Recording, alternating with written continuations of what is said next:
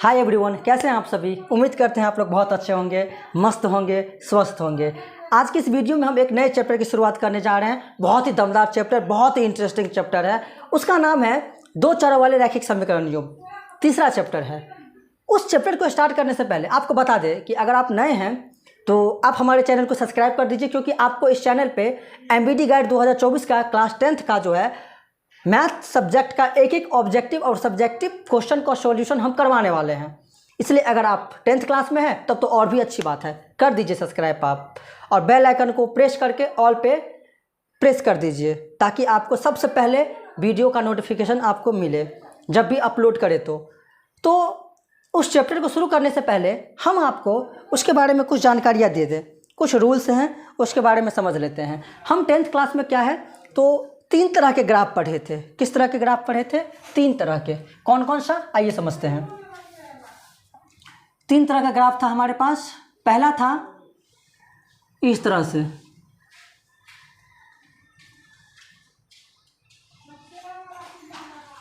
इस तरह से ग्राफ था पहला। दूसरा था इस तरह से, एक के ऊपर एक। और तीसरा था समांतर। अगर हम बात करें कि ये कैसी रेखाएं हैं, ये कैसी रेखाएं हैं, तो एक दूसरे को कट कर रही है ना, तो इसको हम बोलेंगे प्रतिच्छेदी रेखा। कैसी? प्रतिच्छेदी रेखाएं कहेंगे। और इसकी अगर बात करें तो एक के ऊपर एक है, इसको क्या बोलेंगे हम? इसको बोलेंगे हम समपाती रेखाएं बोलेंगे। क्या बोलेंगे? समपाती रेखाएं। इसको क्या बोलेंगे? इसको बोलेंगे हम समांतर रेखाएं।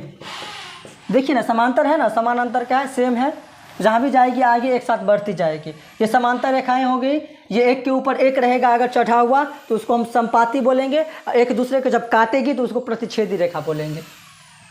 अगर हम बात करें कि इस प्रतिच्छेदी रेखा के कितने हल, प्रतिच्छेदी रेखा के कितने हल, तो आप याद रखिएगा कि जितने बिंदु पे कट करेगा उतने हल। देखिए ना, एक दूसरे को कितने बिंदु पे कट कर रहा है? एक बिंदु पे कट कर रहा है तो इसका कितने हल हो जाएगा? एक हल। और दूसरा क्या कहते हैं? इसका दूसरा नाम क्या है? अद्वितीय हल भी कहते हैं। क्या कहते हैं? अद्वितीय हल भी हम कहते हैं। ठीक है। इस समपाती रेखा के कितने हल? तो समपाती रेखा के अनंत हल। क्यों? क्योंकि ये जो रेखाएं हैं अनंत बिंदु से मिलकर बना हुआ है और एक के ऊपर एक है, तो इनके रास्ते में तो आगे इधर बढ़ाइए चाहे इधर बढ़ाइए, अनंत बिंदु पर वो टच करते जाएगा, कट करते हुए जाएगा। तो इसके कितने हल? अनंत हल। जितने बिंदु पे कट करेगा उतने हल। प्रतिच्छेदी रेखा में एक बिंदु पे कट कर रहा था इसलिए एक हल। संपाती रेखा में क्या होगा कि वो दोनों एक के ऊपर एक है, तो उसके रास्ते में अनंत बिंदु आएगा जो कि काटते हुए गुजरेगा। वैसे भी एक रेखाएं अनंत बिंदुओं से मिलकर बना हुआ होता है, तो उसके कितने हल हो जाएगी? अनंत हल हो जाएगा। अनंत हल। इसको ऐसा भी कहते हैं अपरिमित रूप से अनेक हल।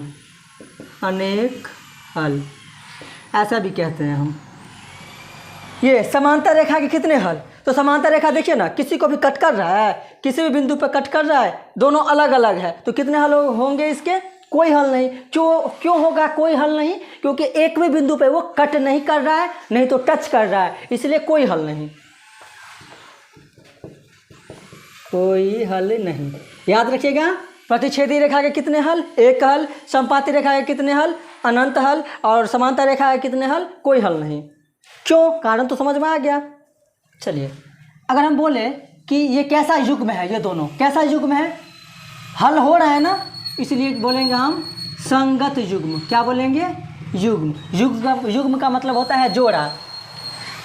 यहाँ भी हल हो रहा है, चाहे एक हल हो चाहे अनंत हल हो, हल हो रहा है तो संगत है, ये भी संगत कहेंगे। इसको भी क्या कहेंगे हम? संगत युग्म कहेंगे। यहाँ पे हल नहीं हो रहा है इसलिए इसको हम क्या बोलेंगे? असंगत युग्म बोलेंगे हम इसको। ठीक है, इतना याद रहेगा आपको।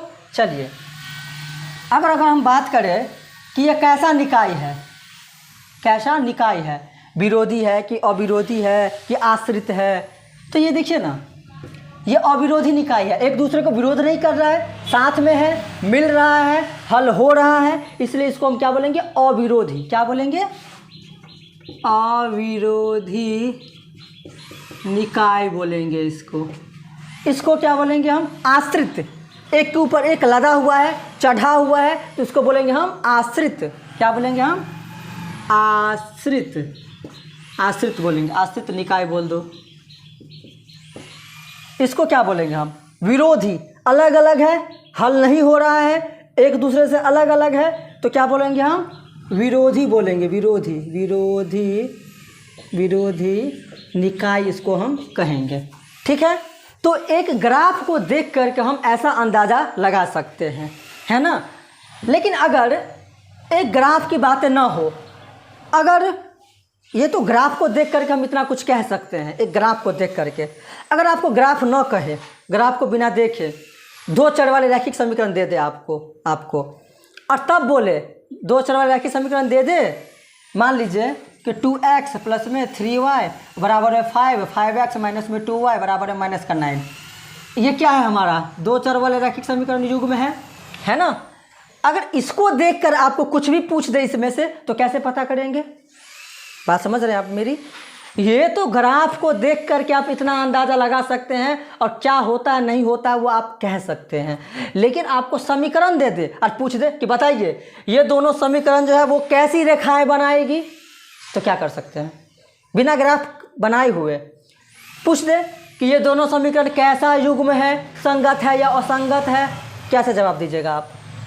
आपसे पूछ दे कि इस समीकरण का कितने हल, तो क्या जवाब दीजिएगा आप? रूल से है, समझिए कैसे।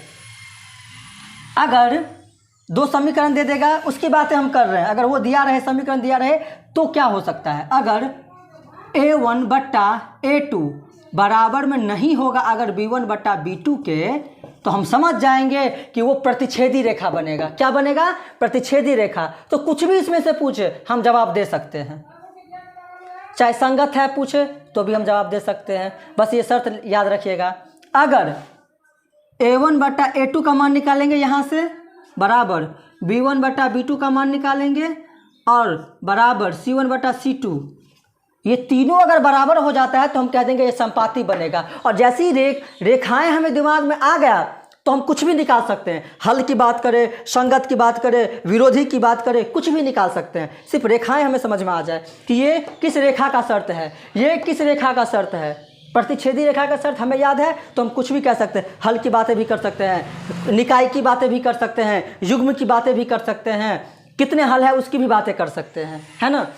अगर इसमें क्या होता है कि a1 बट्टा a2 बराबर b1 बट्टा b2 बराबर अगर नहीं होगा c1 बट्टा c2 के, तो हम कह देंगे कि ये क्या होगा? तो संपाती रेखाएं होगी, सॉरी समांतर रेखाएं होगी। और फिर हम जैसे समांतर रेखा हमारे दिमाग में आएगा तो ये सब हम कह सकते हैं, निकाल सकते हैं, कुछ भी पूछे। तो एक समीकरण को देख करके आपको इसके थ्रू, इन अनुपातों के थ्रू आपको समीकरण के से आप बना सकते हैं। समीकरण दे तो इन्हीं अनुपातों के सहारे आप पता कर सकते हैं कुछ भी। वो कैसे करेंगे ना, आप पढ़े भी होंगे अपने गुरु से जहाँ पे आप पढ़ते हैं। वैसे कुछ समझ में नहीं आया, सब ऊपर ऊपर आपको भाग गया, हम आपको बताएंगे। जैसे क्वेश्चन बनाना शुरू करेंगे ना, पूरा कंसेप्ट आपका क्लियर हो जाएगा, कहीं कोई डाउट नहीं आएगा। आइए क्वेश्चन बनाना फिर हम शुरू करते हैं और मिलकर धमाल उड़ाते हैं।